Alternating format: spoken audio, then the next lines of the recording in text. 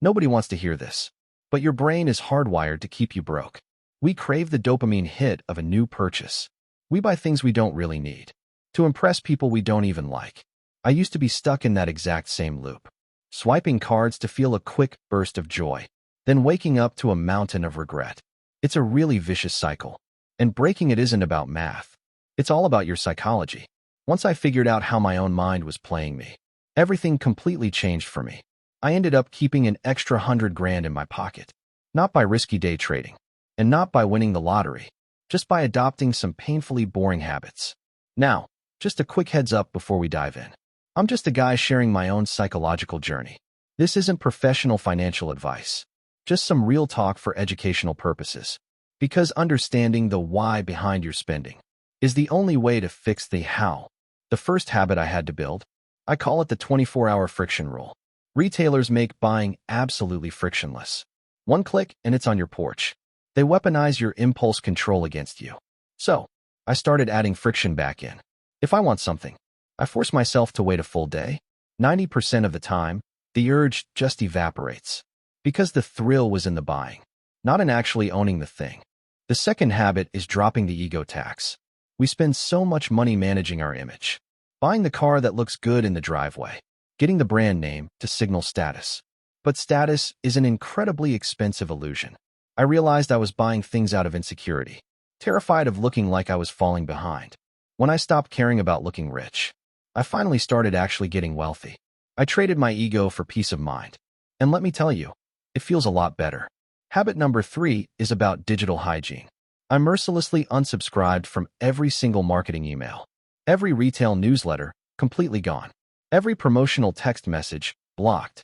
Your willpower is a finite resource. You only have so much of it each day. If you let marketers constantly knock on your digital door, eventually, you're going to let them in. You can't buy what you don't know exists.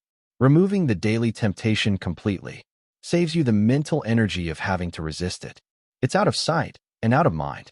You stop feeling that manufactured sense of urgency, that fear of missing out on a flash sale. Because the honest truth is, there is always another sale, always another gimmick designed to separate you from your cash, protect your attention, and you protect your wallet. Habit 4 goes against the grain these days. I started using physical cash for my weak spots. Swiping plastic or tapping your phone is dangerously painless. Your brain doesn't register it as a real loss. But handing over crisp $20 bills, that actually hurts your pride. Psychologists literally call it the pain of paying.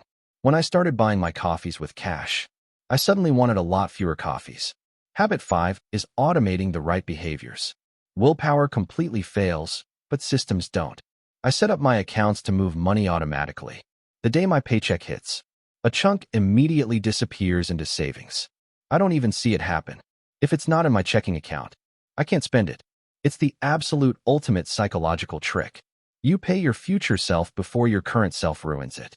Habit 6, tracking my net worth every single month. Not obsessively, just a quiet monthly check-in. Most regular people only look at their income. But your income isn't your wealth. Watching that net worth number slowly tick up, it provides a completely different kind of dopamine hit. A much more sustainable one. It rewires your brain to value security over stuff. You start chasing the feeling of freedom, instead of chasing the feeling of a new pair of shoes. It completely changes the entire game. Habit 7 is getting comfortable with being the boring friend. Social pressure is a massive wealth killer. Going out to overpriced dinners because everyone else is. Splitting the check evenly when you only had an appetizer. I had to learn how to confidently say no.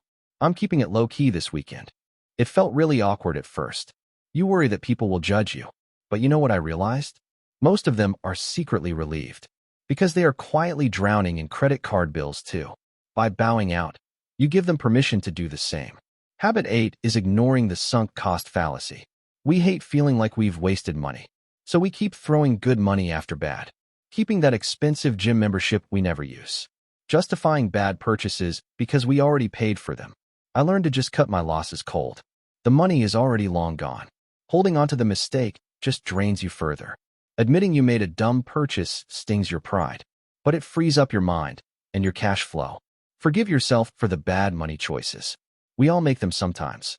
Just don't let yesterday's mistake dictate tomorrow's budget. Drop the heavy baggage and move forward. It's incredibly liberating once you actually do it. Your future self will thank you. Habit 9 is redefining what a bargain actually is. Buying cheap things usually cost you more in the long run because they break and you buy them again. It's a classic poverty mindset trap. Now, I buy less stuff overall, but when I do buy, I buy high quality. It hurts once at the register, but it saves you a dozen trips later. Finally, we arrive at habit 10, the most unsexy, woo-woo sounding habit of all, practicing actual daily gratitude and contentment. Consumerism thrives on making you feel inadequate, telling you that your life is missing something, and that their product will magically fix it. It's a complete and total lie. When you actively practice being grateful for what you have, you completely kill the urge to acquire more. Contentment is the absolute ultimate financial cheat code. You realize that buying more stuff doesn't buy happiness. It just buys you a bigger storage unit. These 10 habits aren't flashy at all. Nobody is going to make a movie about them. But they saved me $100 grand. And they bought me my life back. If this message resonated with you today, do me a solid and hit that like button. Drop a comment below. Tell me which habit you struggle with most. And make sure to subscribe to the channel.